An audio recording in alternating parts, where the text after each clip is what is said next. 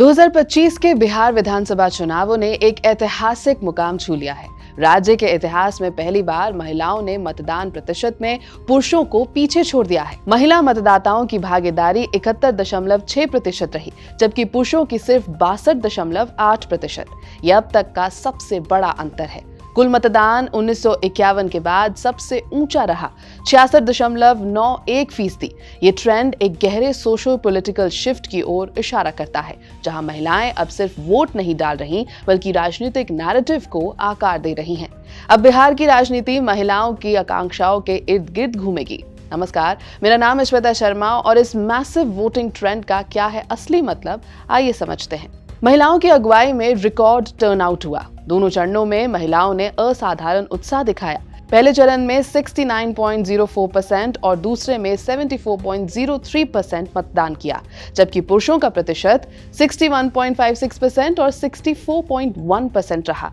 ये आंकड़े दर्शाते हैं कि महिलाएं पहले से कई ज्यादा पॉलिटिकली एंगेज्ड हैं। इसका श्रेय महिलाओं के लिए शुरू की गई वेलफेयर इनिशिएटिव्स जैसे एम्प्लॉयमेंट स्कीम्स, एजुकेशन प्रोग्राम्स और सेफ्टी मेजर्स को भी जाता है। इलेक्शन कमीशन ऑफ इंडिया ने इसे लोकतंत्र में महिलाओं के बढ़ते विश्वास का संकेत बताया। पहले बिहार में महिलाओं का मतदान प्रतिशत पुरुषों से औसतन 20 पॉइंट पीछे रहता था। ये 2000 के दशक तक जारी रहा, लेकिन 2010 में पहली बार महिलाएं पुरुषों से आगे निकल गईं, लगभग 3.35 पॉइंट से। इसके बाद से महिलाएं लगातार 5 से 7% आगे ही रहीं। 2025 में यह अंतर सबसे अधिक रहा, तकरीबन 10%। इस बदलाव के पीछे महिलाओं को केंद्र में रखकर बनाई गई स्टेट पॉलिसीज हैं। एक्सपर्ट्स कहते हैं कि यह खासकर नीतीश कुमार सरकार की पॉलिसीज का असर है। उनके कार्यकाल में महिलाओं के self help groups, education drive और लोकल गवर्नेंस पार्टिसिपेशन को बढ़ावा मिला। बिहार की हालिया चुनावी तस्वीर में एनडीए, खासकर जेडीयू को महिलाओं के इस बढ़े हुए टर्नआउट से सबसे अधिक लाभ मिल सकता है।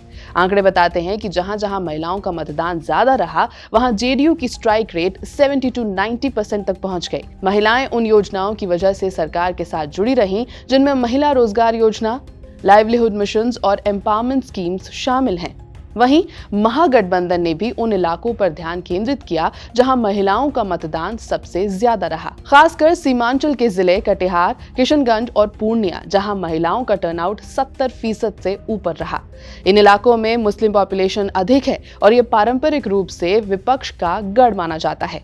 यहाँ कांग्रेस, बीजेपी, AIMIM जैसी पार्टियां भी महिलाओं को मोबिलाइज करने की कोशिश में लगी हैं। महिला मतदान में उछाल के कई कारण हैं। सबसे पहले सरकारी योजनाएं जैसे बाइसाइकिल वितरण, महिला रोजगार योजना और स्थानीय निकायों में 50% आरक्षण, जिससे आत्मविश्वास बढ़ा।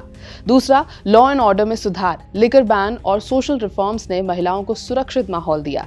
सबसे जरूरी बात, पुरुष माइग्रेशन। कई पुरुष बाहर काम करने जाते हैं, जबकि महिलाएं गांवों में रहकर वोट डालती हैं। महिलाओं में बढ़ती पॉलिटिकल अवेयरनेस और सेल्फ असर्शन ने उन्हें चुनावों में निर्णायक बना दिया है। अब कोई भी पार्टी महिलाओं की अनदेखी नहीं कर सकती। मैनिफेस्टोज में social welfare, economic empowerment, education, health care और सेफ्टी जैसी बातें अब केंद्र में रहती हैं। 2025 का बिहार चुनाव ये दिखाता है कि महिलाएं अब सिर्फ वोटर्स नहीं बल्कि एक डिसाइसिव कॉन्स्टिट्यूएंसी हैं। जैसे जैसे काउंटिंग डे नजदीक आ रहा है, पॉलिटिकल एनालिस्ट का मानना है कि जो पार्टियां महिलाओं का भरोसा जीतेंगी वही जीत के करीब पहुंचेंगी। ये महिला शक्ति की लहर बिहार के सामाजिक और लोकतांत्रिक परिवर्तन की दिशा तय कर रही है।